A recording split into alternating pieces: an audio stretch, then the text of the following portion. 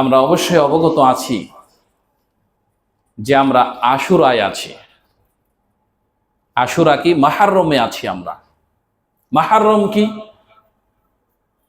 মুহররমকে বর্ণনা করতে গেলে সত্যি রাষ্ট্রের কিছু কথা চলে আসে, যেগুলো কিছু কিছু মানুষ আবার ভ্রান্তভাবে ব্যাখ্যা করে বলে যে এগুলো মৌলবাদের কথা, জঙ্গিদের কথা। 1947 সালে ভারত পাকিস্তান হলো, দুটি রাষ্ট্র আলাদা আলাদা হলো। 48 সালে বাংলা ভাষা আন্দোলনের সূত্রপাত হলো। 52 সাল থেকে বাংলা ভাষা আন্দোলন শুরু হলো। 56 সালে গিয়ে শহীদ মিনার তৈরি হলো। তো বাংলা আন্দোলন হলো, আমার আপনার ভাই শহীদ হলো, লক্ষ লক্ষ মানুষ তার রক্ত দিয়ে বাংলাকে অর্জন করলো, দেশ স্বাধীন করলো। শুধুমাত্র কাকে কেন্দ্র করে? রাষ্ট্রভাষা বাংলা চাই, মায়ের ভাষা বাংলা, বাংলায় চাই, উর্দুকে চাই না। এখন যদি বলি ওই ইতিহাস আমি আপনি কতটুক পালন করি? আন্দোলন তো হলো বাংলার জন্য। আমরা এখন 21শে ফেব্রুয়ারি পালন করি, উপরে লেখি, ব্যানারের উপরে লেখি মহান 21শে ফেব্রুয়ারি। 21 শব্দটা ব্যবহার করি, 21শে ফেব্রুয়ারি কথাটা ব্যবহার করি কেন? বাংলার জন্য শহীদ হলাম, বাংলার জন্য আন্দোলন করলাম, বাংলা মাসের তারিখটা দিলাম না কেন? উচিত ছিল না? 16ই ডিসেম্বর আজও পালন করি, 16ই ডিসেম্বর ইংরেজি তারিখে কেন? আমি তো বাঙালি, আমি বাংলাদেশ পালন করব, বাংলা তারিখটা আমার সর্ব উপরে থাকবে, হেডলাইন হবে বাংলা। 26শে মার্চ তাও ইংরেজি তারিখটা ব্যবহার করি, বেতন তুলি ইংরেজি তারিখ ব্যবহার করে তুলি। মুরব্বী বসে আছেন, বাংলাদেশের ইতিহাস ঘাটতে গেলে অনেক সেক্টর বাংলাদেশে ছিল যেটা বাংলা তারিখে বেতন দিত। অনেকগুলো সেক্টর ছিল, এখন আস্তে আস্তে বন্ধ হচ্ছে। এটা কি সারা পৃথিবীতে? ন, ইংরেজি তারিখে বেতন তুলে সারা পৃথিবীতে নয়। আপনি সৌদি আরবে যান, ইংরেজি তারিখে তারা বেতন তুলে না, আরবিতেই তুলে। অজুহাত আমরা একটা খাটিয়েছি, হিসাবে গড়মিল হয়, কেমন কেমন জেনে লেগে যায়। যে না, ইতিহাস সেটা নয়। যেমন ভাবে এই মুহররমের ইতিহাসকে পরিবর্তন করে আজকে এক শ্রেণীর মানুষ সত্যিকার অর্থে এটা কারবালাতে নিয়ে এসেছে, এদের ভিতরে একেবারে জ্ঞান শূন্য, ইতিহাস শূন্য। এরা ইতিহাসকে বিকৃত করার কারণে এই কারবালা প্রান্তর আজকে এই 10শে মুহররম কারবালা দেশে দাঁড়িয়েছে। কোথায় মুসা আলাইহিস সালাতু সালাম আর কোথায় মুহাম্মদ সাল্লাল্লাহু আলাইহি সাল্লাম? জন্মের কত শত বছর পার্থক্য, সেটা চলে আসছে মুসা আলাইহিস সালাতু সালামের পক্ষ থেকে, যেটা কোরআনের একাধিক জায়গাতে আল্লাহ সুবহানাহু ওয়া তাআলা কোট করেছেন। অথচ সেটা নিয়ে চলে আসছে আমরা মুহাম্মদ সাল্লাল্লাহু আলাইহি সাল্লামের জন্মের এই ইমাম হুসাইনের কাছে নিয়ে এসে। আরো বেশি শুনলে আশ্চর্য, আমার যতটুক জানা, মুহাম্মদ সাল্লাল্লাহু আলাইহি সাল্লামের সম্বোধন করা হয়েছে 30 পারা মহাগ্রন্থ আল কোরআনে 4 থেকে 5 বার। নবী মুহাম্মাদের নাম এসেছে মহাগ্রন্থ আল কোরআনে 4 থেকে 5 বার। মুসা আলাইহিস সালামের নাম মহাগ্রন্থ আল কোরআনে এসেছে প্রায় 100 বার পর্যন্ত। আল্লাহ 100 বার পর্যন্ত মুসা আলাইহিস সালামের নাম মহাগ্রন্থ আল কোরআনে নিয়েছেন। মুসা আলাইহিস সালাম ছোট নবী ছিলেন না, সম্মান কম ছিল না, তার মুজিজা কম ছিল না। সবকিছু ফেরাউনের সাথে দাওয়াত দিতে দিতে সর্বপ্রথম সেই ইতিহাস যখন বলা হলো বনি ইসরাইলের বংশে এমন একজন সন্তান আসবে যে তোমার রাজত্ব ভেঙে চুরে করবে, সে সময় থেকে শুরু হলো, যদি কোনো পুরুষ সন্তান জন্মগ্রহণ করে, যদি কোনো ছেলে সন্তান জন্মগ্রহণ করে, তাহলে তাকে সাথে সাথে মেরে ফেলে দাও। সেই সময় কত মুসা মৃত্যুবরণ করেছে নাম না জানা আল্লাহ সুবহানাহু ওয়া তাআলাই ভালো জানেন। এ করে ফেরাউনের অত্যাচার শুরু হলো। এই অত্যাচার চলতেই থাকে চলতেই থাকে চলতেই থাকে। মুসা আলাইহিস সালাম যখন ফেরাউনের সামনে গিয়ে দাঁড়ালেন, ফেরাউন বলে, ও তুমি তো সেই মুসা আমার কাছে যে লালিত পালিত হয়েছিলে। আল্লাহ সুবহানাহু ওয়া তাআলা যাকে যেভাবে যতটুক দিনের খেদমত করিয়ে নিবেন সে ততটুক সেভাবে দিনের খেদমত করবে। ফেরাউন তার জুলুম নিপীড়ন অত্যাচার চালাতে চালাতে এক সময় বলে ফেলল, আনাল্লাহ, আমি আল্লাহ। ফেরাউন কিন্তু প্রথমে বলেনি আমি আল্লাহ, কথা প্রথমে যে বলেনি, তার রাজত্ব চালার প্রারম্ভে তিনি প্রথমে বলেননি যে আমি আল্লাহ। রাজত্ব চালাতে চালাতে অত্যাচার জুলুম করতে করতে সে যখন দেখলো যে গোটা রাজ্য আমার, সব আমার কথাই শুনছে, আমার কথায় উঠা বসা করছে, আমি যেটা বলি সেটাই, আমার বাইরে প্রতিবাদ করার মতো কেউ নেই, তখন সে এক সময় বলে ফেলল, আনাল্লাহ, আমি আল্লাহ। নাউযুবিল্লাহি মিন যালিক। এভাবে করতে করতে মুসা আলাইহিস সালাতু সালাম এর সাথে অনেকগুলো মুজিজা, লাঠি ছেড়ে দেওয়া, সাপ এসে তার সব সাপকে খেলে নেওয়া, সকল জাদুকরদেরকে ডেকে মুসা আলাইহিস সালাতু সালামের মোকাবিলা করা, ইত্যাদি ইত্যাদি অনেকগুলো ঘটনা আমরা শুনেছি। আমরা সেদিকে যাচ্ছি না। যখন না পারলো তখন মুসা আলাইহিস সালাতু সালামকে যখন তাড়া করলো, মুসা আলাইহিস সালাতু সালাম তার দলবল নিয়ে চলে গেলেন আল্লাহর নির্দেশে, নদীর ওপার হয়ে গেলেন। ফেরাউন তার দলবলকে নিয়ে নদীতে ঝাঁপ দিল। ঝাঁপ দিয়ে যখন দেখছে আর উপায় নাই, হাত্তা আদরাকাহুল গরাক, যখন সে ডুবে মরছে, তার কওম যখন ডুবে মরছে, তখন বলছে, আনাল্লাহ, আমানতু বিল্লাহ, আমি আল্লাহ তোমার উপরে ঈমান আনলাম, তুমি ছাড়া সত্যি কোনো মাবুদ নেই। বনী ইসরাঈলেরা যেই আল্লাহর প্রতি ঈমান এনেছে, আমি ফেরাউন সেই আল্লাহর প্রতি ঈমান আনলাম। আল্লাহ তখন বলছেন, আলান ওয়াকাদ আসাইতা মিন ক্বাবলু ওয়া কুনতা মিনাল মুফসিদিন, এখন তুমি ঈমান আনছো অথচ তুমি সকল ধ্বংসের সাথে জড়িত থেকে তুমি সকল ধ্বংস লীলা চালিয়েছো, এখন তোমার ঈমান আমি আর গ্রহণ করলাম না। এটা আমাদের একটা শিক্ষা, এটা আমাদের একটা পৃথিবীবাসীর একটা উপমা। আমরা শেষ সময়ে গিয়ে মসজিদে যাই, শেষ সময়ে গিয়ে আমরা মসজিদের যে তাসবিহ তাহলিল জিকির আজকার নামাজ পড়ার চেষ্টা করি, শেষ সময় আমরা বলি এটা অমুক জায়গাতে দান করে দাও, এটা অমুক জায়গাতে দান করে দাও, এটা অমুককে দিয়ে দাও, এটা অমুককে দিয়ে দাও। মনে রাখতে হবে, ফেরাউনকে আল্লাহ পৃথিবীবাসীর জন্য একটা শিক্ষা, একটা নজির হিসাবে দাঁড় করিয়ে রেখেছেন। এই আয়াত থেকে ওই শিক্ষা অর্জন করতে হবে, আমি যে সময় আল্লাহর ইবাদত করতে যাচ্ছি, আমি যে সময় আল্লাহকে আল্লাহ হিসাবে মানছি, আল্লাহ কি আমাকে সে কথাও বলবেন না যে কথা ফেরাউনকে বলেছিলেন, আল-আন ওয়াকাদ আসাইতা ওয়া কুনতা, তুমি আমার নাফরমান ছিলে আর এখন শেষ মুহূর্তে এসে তুমি আমার প্রতি ঈমান আনছো, শেষ মুহূর্তে এসে তুমি আমার প্রতি সত্যিকার অর্থে ঈমানের হালাতে তুমি মসজিদে এসে সালাত আদায় করছো। কিন্তু আমরা অনেক শুনেছি আল্লাহ সুবহানাহু ওয়া তাআলা শুধুমাত্র আমাদেরকে পুরো জিন্দেগি তো হিসাব নেবেন, স্পেশাল করে আবার যৌবনকালের হিসাব আলাদা করে নেবেন। তো পুরো জিন্দেগি তো একেবারে জন্ম থেকে মৃত্যু পর্যন্ত, মানে পুরো জীবনের হিসাব তো নিয়েই নেবেন।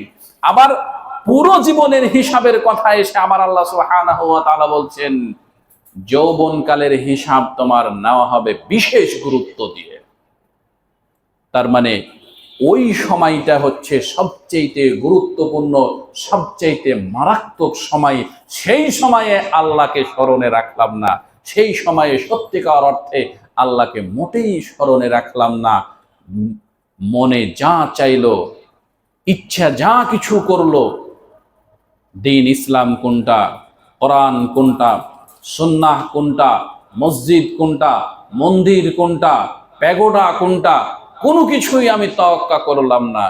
মন্দিরেও যেরকম ভাবে আমার আচরণ, মসজিদেও সেরকম আমার আচরণ, প্যাগোডায়ও সেরকম আমার আচরণ, মুসল্লির সাথে যেরকম আচরণ, কর্মচারীর সাথে সেরকম আচরণ, একজন পথচারীর সাথেও সেরকম আচরণ। নিজের ক্ষমতা, নিজের শক্তি, নিজের অর্থ সবকিছু নিয়ে আমি একই রকম আচরণ করে গেলাম। বয়সের শেষ যখন চলে এসেছি তখন বলছি, আমি তো মুসলমান, আমার তো জানাজাও হবে, মানুষের সাথে কিছু একটু ভালো আচরণ করে যাওয়া লাগবে। তখন বলছি পাঞ্জাবি কিনে নিয়ে আসো, তসবি কিনে নিয়ে আসো, যাই নামাজ কিনে নিয়ে আসো। দু একদিন মসজিদে যাই, পকেটে হাত দিয়ে কাউকে 2 টাকা দিলে, এই নে এটা নিয়ে যেয়ে খাস। ইমাম সাহেবকে ডেকে নিয়ে যায়, ইমাম সাহেব আপনার দাওয়াত থাকলো, তবুও ভাষাটা ভালো ভাষায় হয় না, ওই রুক্ষ ভাষাতেই হয়। প্রিয় উপস্থিতি, আজকের এই জুমার সংক্ষিপ্ত আলোচনা থেকে আমি এতটুকু বলতে চাই, আল্লাহ সুবহানাহু ওয়া তাআলা প্রত্যেকটা ওয়াতিলকাল আমসাল নাযরিবুহা লিন-নাস, মহাগ্রন্থ আল কোরআনের একাধিক জায়গাতে আল্লাহ এই কথা বলছেন, ওয়াতিলকাল আমসাল, আমি এই উদাহরণ পেশ করি, নাযরিবুহা লিন-নাস লাআল্লাহুম ইয়াতাযাক্কারুন, মানুষদেরকে বোঝানোর জন্য, যাতে করে মানুষেরা চিন্তা করে। আল্লাহ এই ফেরাউনের এই ঘটনাটি কিয়ামত পর্যন্ত জারি রাখলেন। আর ওই কথাটা আমাদেরকে চিন্তা করতে হবে। আল্লাহর কাছে গিয়ে শুধু আত্মসমর্পণ করলেই হবে না, আত্মসমর্পণের সময় আত্মসমর্পণ করতে হবে।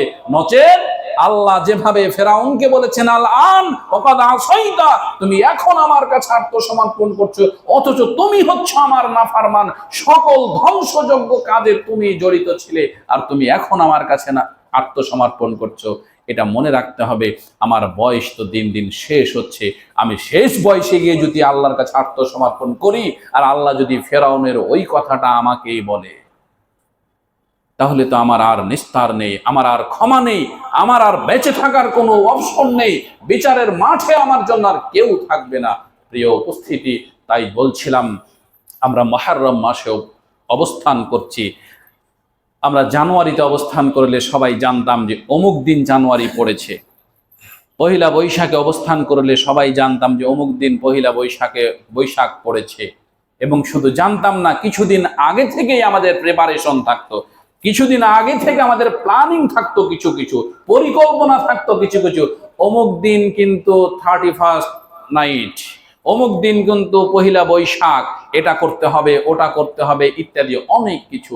কিন্তু আল্লাহ সুবহানাহু ওয়া তাআলা দিন সৃষ্টি করেছেন, আল্লাহ সুবহানাহু ওয়া তাআলা রাত সৃষ্টি করেছেন, আল্লাহ সুবহানাহু ওয়া তাআলা সপ্তাহে 7টা দিন আল্লাহ দিয়েছেন, 12টা মাস আল্লাহ দিয়েছেন, 12 মাসে একটা বছর আল্লাহই দিয়েছেন। এটা কিন্তু আমাদের তৈরি করা নয়। বাংলা ক্যালেন্ডার আমাদের তৈরি করা, ইংরেজি ক্যালেন্ডার আমাদের তৈরি করা, দিন আমাদের তৈরি করা নয়, মাস আমাদের তৈরি করা নয়, বছর আমাদের তৈরি করা নয়। আল্লাহ নিজেই 12টি মাস দিয়েছেন, 12টি মাসে একটা বছর করেছেন, আর এই একটা বছরের মধ্যে 4টি মাসকে মহা সম্মানিত মাস করেছেন, 4টি মাসকে মহা সম্মানিত মাস করেছেন।